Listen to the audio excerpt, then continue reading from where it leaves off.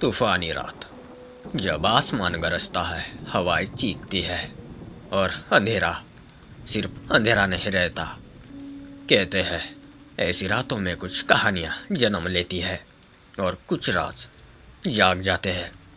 आज मैं आपको सुनाने जा रहा हूँ 3 सच्चाई से भी ज़्यादा डरावनी कहानियाँ। 3 ऐसे किस्से जो तूफान के साथ शुरू हुए लेकिन खत्म आज तक नहीं हुए। तो हेलो दोस्तों, आप देख रहे हैं स्कैरी स्टॉर्म अनिकेत के साथ। लाइट्स बंद कर लीजिए, हेडफोन लगा लीजिए, क्योंकि हमारी पहली कहानी शुरू होती है उस जगह से जहाँ दिन में सुकून मिलता है, लेकिन रात होते ही वहाँ कोई और इंतज़ार करता है। और हमारी पहली कहानी का नाम है वो झील के किनारे। मैं अपने दोस्त राहुल के साथ था। उसके गांव के पास एक झील है, नागझरी। दिन में बहुत खूबसूरत लगती है। पानी इतना साफ कि नीचे कंकर दिखते हैं। चारों तरफ हरी भरी पहाड़ियाँ, दूर तक फैले खेत और बीच में वो झील नीले आसमान का आईना बनी हुई। गांव के बच्चे दिन में उसमें नहाते हैं, औरतें कपड़े धोने आती है, मछुआरों की छोटी नावें तैरती रहती है। लेकिन रात का वहां जाना मना है। गांव वाले कहते हैं सूरज ढलते ही कोई और वहां राज करने लगता है। कोई जिसे दिन की रोशनी पसंद नहीं, कोई जो अंधेरे में ताकतवर हो जाता है। झील के किनारे सूर्यास्त के बाद कोई नहीं जाता। चरवाहे भी अपने जानवर लेकर शाम ढलने से पहले ही वापस आ जाते हैं। हम दोनों ने सुना था, पर सोचा बकवास है। शहर के लड़के हैं, भूत प्रेत पर यकीन नहीं, पढ़े लिखे हैं, साइंस जानते हैं, इंटरनेट पर सबकी एक्सप्लेनेशन मिल जाती है। हमने सोचा ये गांव वालों के अंधविश्वास है, पुराने ज़माने की बात है जो अब रिटायर हो चुके हैं। बस एक रात वहाँ बिताने का मन बना लिया। शाम 5 बजे हम वहाँ पहुँचे। झील के पूरब की तरफ एक पुराना पत्थर का घाट है, टूटा फूटा।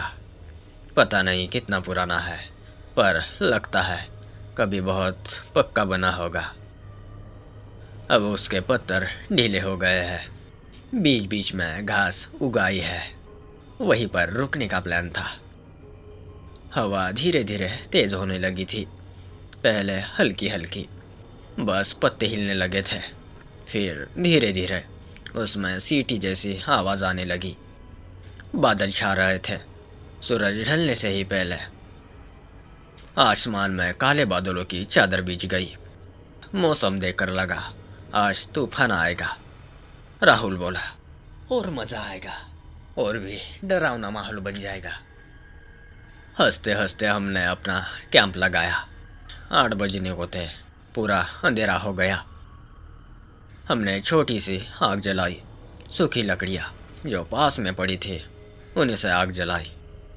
चाय बनाने की कोशिश कर रहे थे, तभी पीछे से कुछ सूखी पत्तियों की सरकने की आवाज़ आई।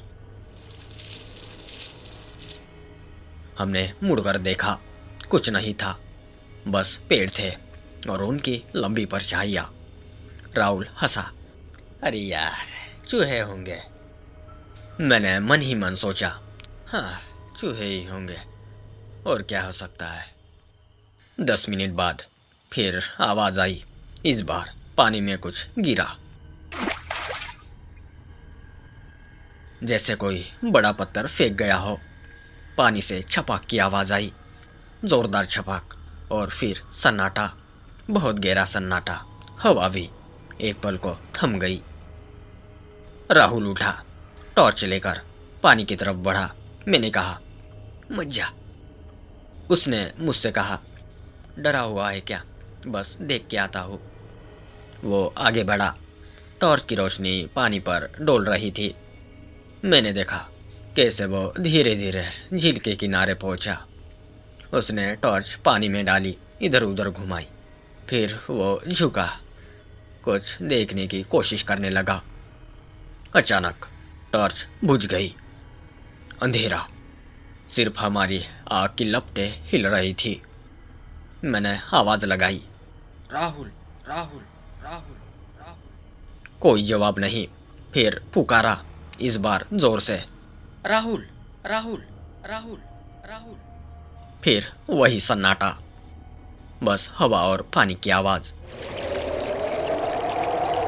और कुछ दूर से कुत्ते की भौंकने की आवाज, लगातार बिना रुके। मेरे पैरों तले जमीन खिसक गई। मैं उठा और उस तरफ बढ़ा जिधर वो गया था। मेरे हाथ में अपनी छोटी टॉर्च थी। हाथ कांप रहे थे। बटन दबाया, रोशनी हुई पर बहुत कमजोर। मैं चलता रहा। जैसे ही झील के किनारे पहुंचा, पानी के पास टॉर्च मारी तो देखा राहुल घुटनों तक पानी में खड़ा है, बिल्कुल स्थिर, एक पत्थर की मूर्ति जैसा। उसकी पीठ मेरी तरफ थी। पानी उसके चारों तरफ हिल रहा था, छोटे छोटे चक्कर बना रहा था, जैसे कोई अंदर से पानी घुमा रहा हो। मैंने कहा, क्या कर रहा है, निकल यहाँ से। उसने कोई जवाब नहीं दिया, बस वैसे ही खड़ा रहा। पानी उसकी कमर तक आ गया था, पहले घुटनों तक था। मैंने गौर किया, पानी चढ़ रहा था या वो डूब रहा था। मैं पानी के किनारे आया, एक कदम पानी में रखा। पानी बर्फ जैसा ठंडा था। मैं आगे बढ़ा, उसके कंधे पर हाथ रखा। उसने धीरे से मुड़कर देखा। उसकी आंखें, उनमें सफेदी छा गई थी। पुतलियां गायब थी, सिर्फ सफेद, दूधिया सफेद, जैसे किसी मछली की आंखें। और उसके मुंह से पानी टपक रहा था, लगातार, एक धारा की तरह। उसके नथुनों से भी पानी निकल रहा था और उसके होठ हिल रहे थे, पर आवाज नहीं आ रही थी। मैं चीख पड़ा, पीछे हटा। पानी में पैर फिसले, गिरते गिरते बचा। वो बोला, बहुत दिनों बाद कोई आया है। आवाज ऐसी थी जैसे कोई पानी के अंदर बोल रहा हो, गूंज के साथ, धीमी, पर हर शब्द साफ। हमारे पास आ और मील पूरे हो जाएंगे। उसने हाथ बढ़ाया। वो हाथ सड़ा हुआ था, उंगलियों की हड्डियां दिख रही थी, गलता हुआ मांस और उस पर कीचड़। मैं भागा, पीछे मुड़कर नहीं देखा। आग, थैला, कैमरा, सब कुछ छोड़ दिया। भागता रहा, ठोकरें खाता रहा, गिरता रहा, उठता रहा। पीछे से मैंने सुना, राहुल या जो भी वो था, पानी में वापस जा रहा था, धीरे धीरे। पानी का बहाव, और फिर एक आवाज, जैसे कोई डूब रहा हो, हवा के लिए हाँप रहा हो। और फिर सब खामोश। मैं किसी तरह गांव पहुंचा। एक झोपड़ी में लाइट जल रही थी। दरवाजा पीटा। एक बूढ़े ने दरवाजा खोला। मैं उसके पैरों पर गिर गया। बोला, बचाओ, राहुल, राहुल झील में है। बूढ़े ने मेरी तरफ देखा, फिर अंधेरे में झील की तरफ, और बोला, बेटा, अब कुछ नहीं हो सकता, वो अपना हो गया।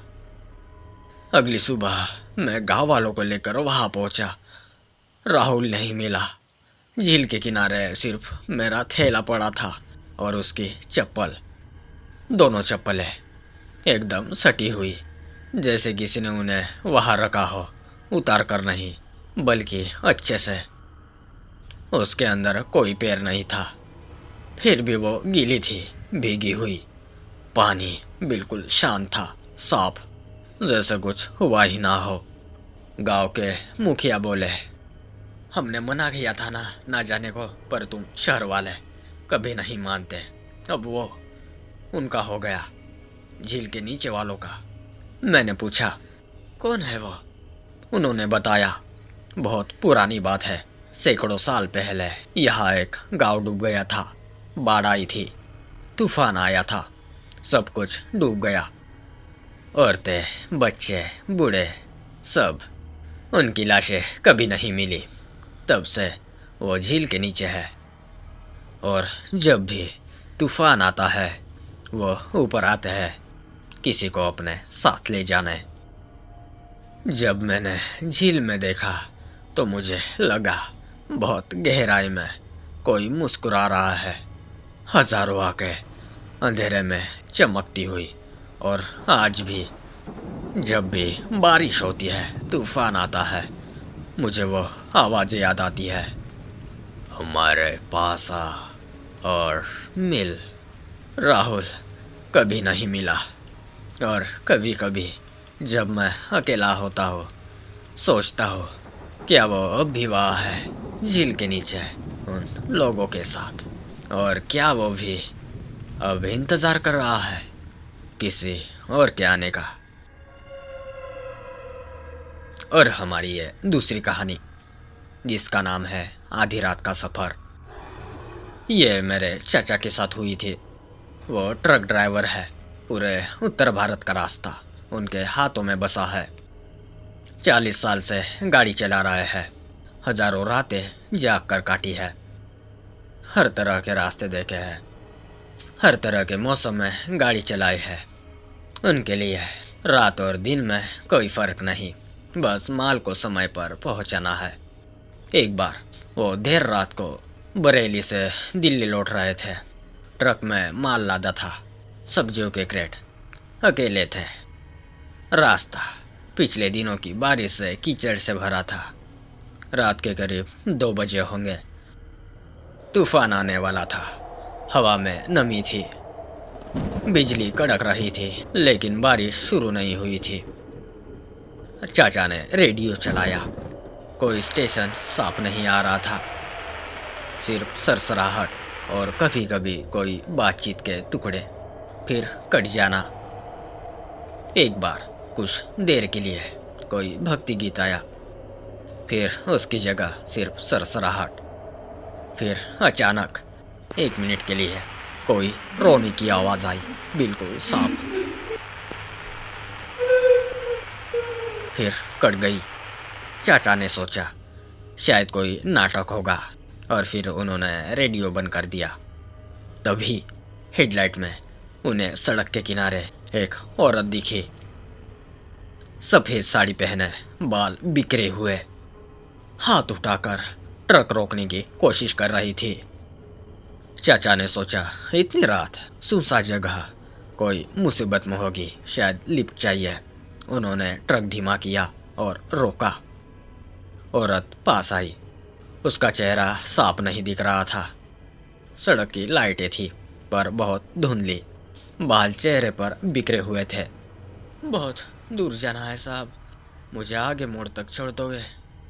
आवाज़ बिल्कुल सामान्य थी, ना डर ना हिचकिचाहट, बस एक थकी हुई औरत की आवाज़। चाचा ने कहा, आओ बैठ जाओ। औरत अंदर बैठ गई, बिल्कुल चुप। उसने कोई सवाल नहीं पूछा, कोई बात नहीं की, बस सीधे आगे देखती रही। चाचा ने गौर किया, उसकी साड़ी बिल्कुल सूखी थी। इतनी नमी में, गीली हवा में, बिना बारिश के भी हर चीज़ पर नमी की परत जम जाती है, पर उसकी साड़ी बिल्कुल सूखी थी, जैसे अभी अलमारी से निकाली हो। ट्रक चलने लगा। चाचा ने बात शुरू करने की कोशिश की। इतनी रात अकेली कहा। औरत ने कोई जवाब नहीं दिया, बस सीधे सामने देखते रही। उसके होठ हिले नहीं, गर्दन नहीं घूमी। चाचा ने फिर पूछा, आपको कोई बीमारी है, अस्पताल जाना है? फिर चुप्पी।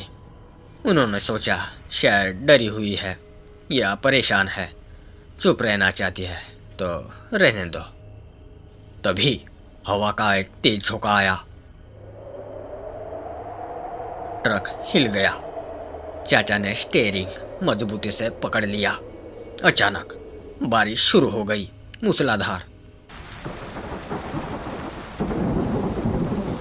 बूंदें विंडस्क्रीन पर ऐसे टकरा रही थी जैसे कोई पत्थर फेंक रहा हो। वाइपर पूरी स्पीड में चल रहे थे। फिर भी सामने कुछ दिखना मुश्किल था। चाचा ने स्पीड और कम कर दी। 20-25 की रफ्तार से रेंग रहा था ट्रक। तभी उनकी नज़र पीछे के शीशे पर पड़ी। एक औरत पीछे वाली सीट पर बैठी थी। वही सफ़ेद साड़ी, वही बिखरे बाल, लेकिन वो तो उन्होंने बगल में देखा। वो औरत अभी भी वही बैठी थी, बगल वाली सीट पर। तो फिर पीछे कौन है? उनका दिल जोर से धड़का, हाथ कांपने लगे। उन्होंने फिर पीछे देखा। एक बच्चा था, करीब 10 साल का लड़का, भीगा हुआ सफ़ेद कपड़ों में। उसके बालों से पानी टपक रहा था। गालों पर पानी की बूंदें थी, पर वो बैठा मुस्कुरा रहा था। एक अजीब सी मुस्कान, बहुत चौड़ी, बहुत लंबी। चाचा ने हिम्मत करके पूछा, ये कौन है? बगल वाली औरत बोली, मेरा बेटा है, हम दोनों जा रहे हैं। पर वो कब आया? कहाँ से आया? चाचा को ठंडा पसीना आ गया। अंदर आते वक्त तो बच्चा था ही नहीं। दरवाज़ा उन्होंने खुद खोला था, औरत को बैठाया था, दरवाज़ा बंद किया था। उसके बाद कोई नहीं आया। तो ये बच्चा पीछे कैसे आ गया? और अगर पहले से था तो दिखा क्यों नहीं? उन्होंने गियर बदला, स्पीड बढ़ाने की कोशिश की, पर ट्रक धीरे चल रहा था। बारिश की वजह से सड़क फिसलन भरी थी। पीछे से बच्चे की हंसी आई, धीमी, दबी हुई, पर बिल्कुल साफ।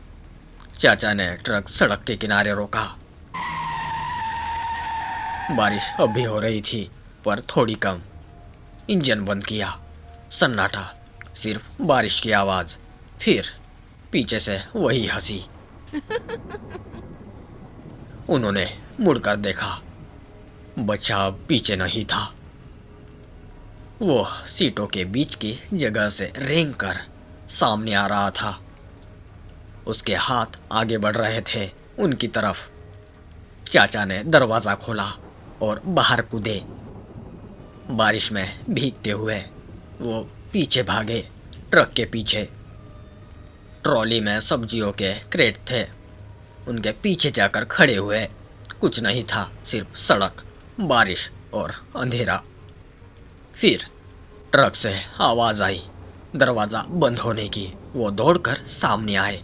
ट्रक के दरवाजे बंद थे, दोनों, ड्राइवर साइड और पैसेंजर साइड। अंदर कोई नहीं था, सीटें खाली थी। सिर्फ रेडियो की सरसराहट हो रही थी, और उसमें से कभी कभी वही रोने की आवाज़ आ रही थी। चाचा सड़क पर खड़े रहे, बारिश में भीगते हुए। तभी पीछे से किसी ने उनका हाथ पकड़ा। वो ठिठके धीरे से मुड़े। एक बच्चा खड़ा था, वही लड़का, भीगा हुआ, हाथ में उनका हाथ पकड़े हुए। और उनकी आंखों से पानी नहीं, खून बह रहा था, लाल लाल आंसू गालों पर बहते हुए। और वह बोला, अंकल, आप हमें छोड़कर क्यों भागे? हमें तो आपके साथ जाना है। माँ बहुत दिनों से कह रही थी, कोई हमें ले जाएगा आगे, बहुत आगे। चाचा चीखना चाहते थे, पर आवाज़ नहीं निकली। उन्होंने जोर से हाथ झटका और भागे। सड़क पर अंधेरे में, बारिश में, बस भागते रहे। कितनी देर भागे पता नहीं। फिर सामने रोशनी दिखी, एक पेट्रोल पंप। वो अंदर घुसे। पंप वाला सो रहा था। उन्होंने उसे जगाया, पूरी बात बताई। पंप वाले ने उनकी तरफ देखा, फिर बाहर बारिश में बोला, साहब, यहाँ पास में एक मोड़ है, उसी पर 10 साल पहले एक हादसा हुआ था। एक औरत और उसका बेटा ट्रक से कुचले गए थे। बहुत तूफानी रात थी। वो सड़क पार कर रहे थे। ट्रक वाले ने नहीं देखा। बारिश में विजिबिलिटी खराब थी। दोनों की मौके पर ही मौत हो गई। तब से कहते हैं, रात को तूफान आते ही वो सड़क पर आ जाते हैं। औरत खड़ी होती है, लिफ्ट मांगती है। जो भी उसे लिफ्ट देता है वो उसके साथ चली जाती है। कुछ देर बाद बच्चा भी आ जाता है और फिर जो होता है वो कोई नहीं बता पाया, क्योंकि जो भी उन्हें ले गया वो कभी वापस नहीं आया। चाचा ने पूछा, तो मैं कैसे बच गया? पंप वाला बोला, शायद इसलिए कि आप भागे। आपने ट्रक छोड़ दिया, उन्हें अंदर छोड़कर भागे। वो आपके साथ नहीं आ सके, पर साहब, आपका ट्रक वो अब भी वही होगा, और उसमें अब कोई और सवार हो चुका होगा। अगली सुबह चाचा पुलिस को साथ लेकर वहां गए जहां ट्रक छोड़ा था। ट्रक वहां था, बिल्कुल वैसे ही खड़ा था जैसे उन्होंने छोड़ा था, पर अंदर देखा तो ड्राइवर की सीट पर कोई बैठा था, एक आदमी मरा हुआ। उसके चेहरे पर वही मुस्कान थी जो उस बच्चे के चेहरे पर थी, और उसके बगल के सीट पर एक औरत की साड़ी का पल्लू पड़ा था, गीला सड़ा हुआ। चाचा ने उसके बाद ट्रक चलाना छोड़ दिया। उन्होंने मुझे बताया, बेटा, अब रात को कभी अकेले नहीं निकलता, और हाँ, अगर तूफानी रात में सड़क पर कोई अकेला खड़ा दिखे तो मत रोकना, चाहे वो कितनी भी मदद मांगे, क्योंकि हो सकता है वो सिर्फ सवारी नहीं मांग रहा हो, बल्कि तुझे अपनी दुनिया में ले जाने का रास्ता ढूंढ रहा हो, और उस दुनिया से कोई वापस नहीं आता। तीसरी कहानी, ये सबसे पुरानी है और सबसे डरावनी, और इस कहानी का नाम है कोतवाल बाबा का जंगल। ये मेरे नाना के गांव की है, उत्तर प्रदेश के एक छोटे से गांव की। गांव का नाम है पुरैनी। वहाँ से थोड़ी दूर पर एक जंगल है जिसे कोतवाल बाबा का जंगल कहते हैं। नाम तो प्यारा है, पर असलियत बहुत काली है। कहते हैं बहुत पुराने जमाने में वहाँ एक जमींदार रहता था, नाम था दिग्विजय सिंह। बड़ा जालिम, किसानों से अनाज छीनता, लड़कियों को उठवा ले जाता, किसी की शिकायत करने वालों को जंगल में बुलवा कर ख़त्म कर देता। पूरे इलाके में उसका आतंक था। लोग उससे इतना डरते थे कि उसका नाम तक नहीं लेते थे। उसे कोतवाल कहकर बुलाते, क्योंकि वो खुद को गांव का कोतवाल कहता था, हालांकि उसका कोई ऑफिशियल पद नहीं था। आखिरकार गांव वालों ने मिलकर उसका कत्ल कर दिया। एक तूफानी रात में जब बारिश हो रही थी, बिजली कड़क रही थी, उन्होंने उसे उसके ही महल से उठाया और जंगल में ले गए। वही उसकी हत्या कर दी। लाश उसी जंगल में फेंक दी। किसी ने उसे दफनाया नहीं, वही पड़ी रही जानवरों के निवाले के लिए। लेकिन मरने के बाद उसकी आत्मा को शांति नहीं मिली। कहते हैं उसकी लाश जहाँ पड़ी थी वहां से कभी कभी चीखें आती थी। फिर वो चीखें बदल गई हंसी में।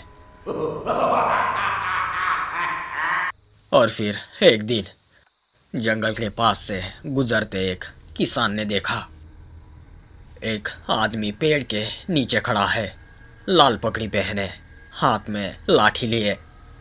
वो उसे देखकर मुस्कुराया और गायब हो गया। तब से वो कोतवाल बाबा के नाम से जाना जाने लगा। आज भी गांव के लोग सूरज ढलने के बाद उस जंगल की तरफ मुंह नहीं करते। मना है, सख्त मना।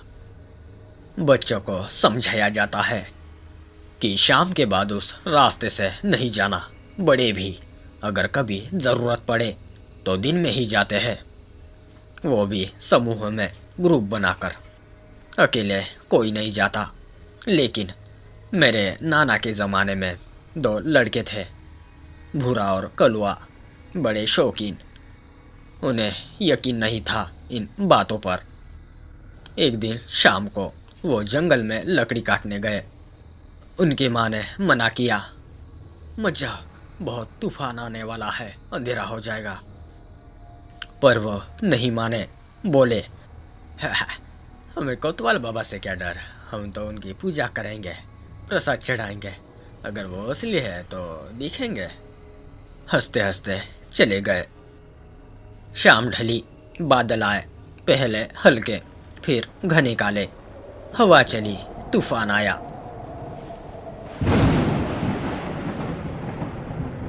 बिजली कड़की, पेड़ हिलने लगे। बारिश शुरू हो गई, इतनी तेज कि घरों में घुस गई। गांव वाले अब अपने घरों में दुबके दरवाजे बंद कर लिए। माए अपने बच्चों को पास बिठाकर डर रही थी। रात के 10 बजे भूरा और कलुआ वापस नहीं आए। उनकी माँ ने पड़ोसियों से विनती की, पर कोई उस रात को जंगल जाने को तैयार नहीं हुआ। सुबह का इंतजार किया गया। सुबह हुई तो गांव वाले जंगल गए। उन्हें भूरा मिला। वो एक पेड़ के नीचे बैठा था, आंखें खुली हुई, मुंह खुला, पर सांस नहीं ले रहा था। उसके हाथ में मिट्टी के बने छोटे छोटे पुतले थे, करीब 1 दर्जन। हर पुतले की आंखों की जगह 2 सिक्के लगे थे और उसके गले में जनेऊ की जगह सूखी हुई बेल लिपटी थी। बेल के कांटे उसकी गर्दन में धंसे हुए थे। खून सूख चुका था। कलुआ नहीं मिला। उसे बहुत ढूंढा, पूरा जंगल छान मारा, झाड़ियाँ, पेड़, गुफाएं, नाले, पर कहीं पता नहीं चला, जैसे जमीन में समा गया हो। 1 हफ्ते बाद तूफान फिर आया। उस रात गांव के कुछ लोगों ने जंगल से आवाजें सुनी, किसी की रोने की आवाज, फिर हंसने की। अगली सुबह कलुआ मिला। वो जंगल के बिल्कुल बीच में एक पीपल के पेड़ से उल्टा लटका हुआ था। उसके पैर बंधे थे, सिर नीचे की तरफ लटक रहा था। उसकी आंखें निकली हुई थी और उसकी जीभ कटी हुई थी। उसके शरीर पर कोई चोट का निशान नहीं था, बस वो 2 चीजें गायब थी, आंखें और जीभ। पेड़ पर किसी ने लाल रंग से कुछ लिखा था, गहरा लाल, जैसे खून से लिखा गया हो।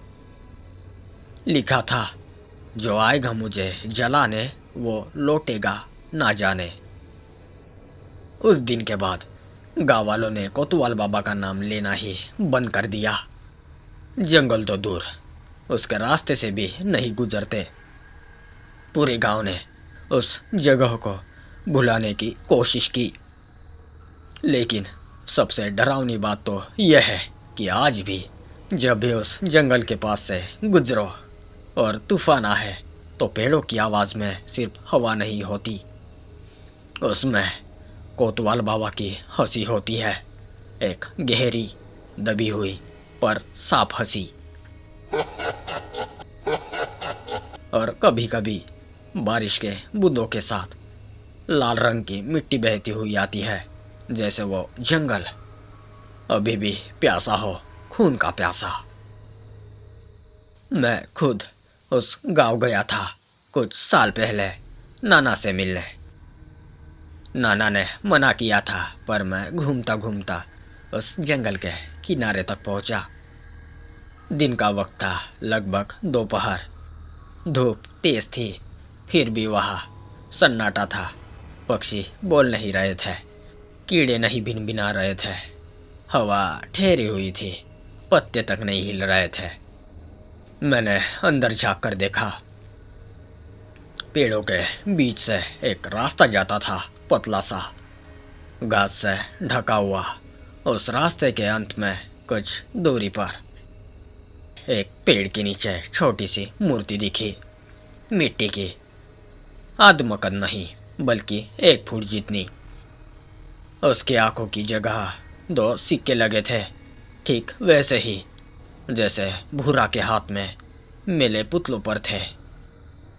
मैं आगे बढ़ना चाहता था, एक कदम बढ़ाया, पर मेरे पैरों ने जवाब दे दिया। ऐसा लगा जैसे कोई मुझे पीछे खींच रहा हो, अदृश्य हाथ मेरे कंधों पर। मैंने मुड़कर देखा, कोई नहीं। फिर सामने देखा, वो मूर्ति, उसकी तरफ देखा तो लगा कि वो मुझे देख रही है। सिक्के के पीछे से कोई देख रहा है। एक अजीब सी गंध आ रही थी, गीली मिट्टी और सड़ी लकड़ी के महक, पर जोरदार, जैसे कहीं पास में ही कोई सड़ रहा हो। और वह गंध तेज थी कि सांस लेना मुश्किल हो गया। तभी दूर से कुत्तों की भौंकने की आवाज़ आई, बहुत तेज, लगातार, बिना रुके। फिर अचानक बंद, जैसे किसी ने उनके गले दबा दिए हो।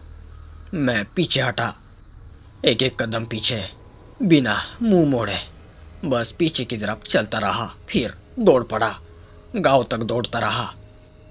घर आकर नाना को बताया तो वो पीले पड़ गए।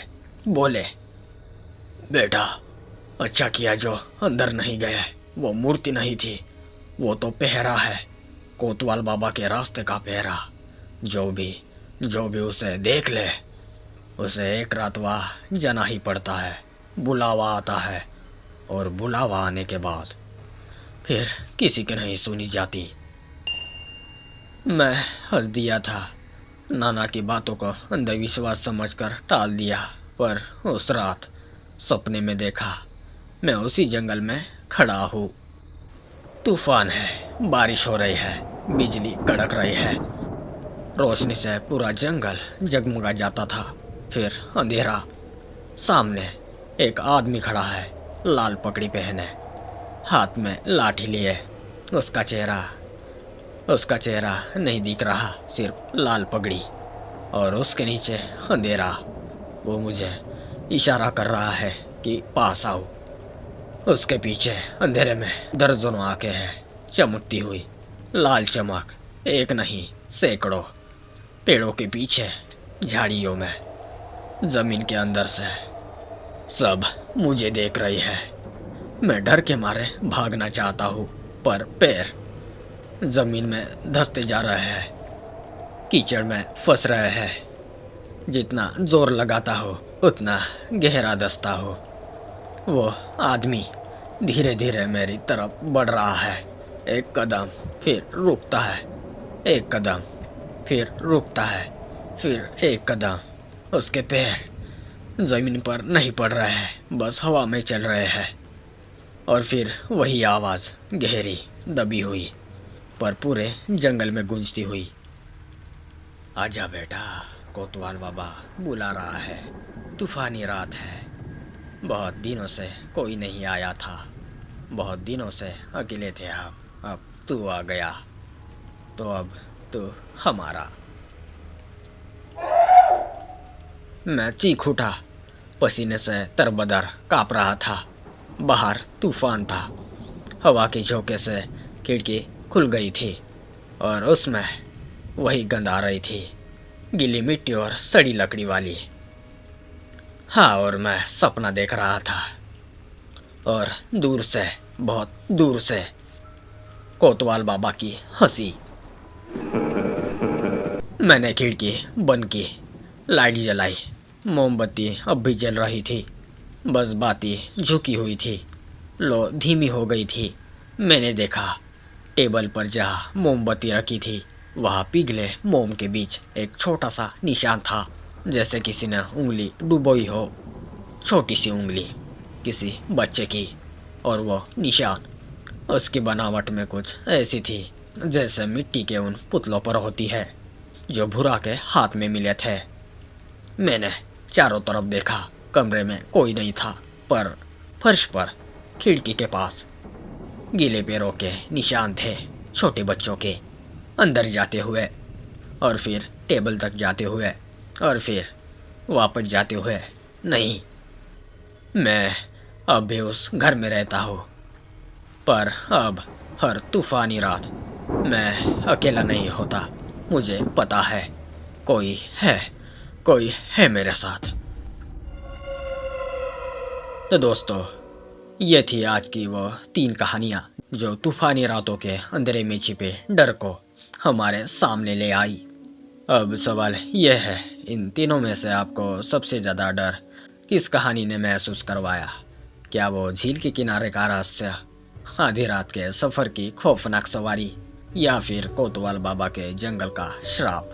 कमेंट करके ज़रूर बताइएगा कि आपकी फेवरेट और सबसे डरावनी कहानी कौन सी थी। और आपको ऐसी ही रोंगटे खड़ी कर देने वाली कहानियाँ पसंद है तो वीडियो को लाइक कीजिए, और चैनल पर नए हैं तो सब्सक्राइब करके स्कैरी स्टॉर्म का हिस्सा बने, ताकि अगली डरावनी कहानी की नोटिफिकेशन आप तक सबसे पहले पहुँचे। Good night.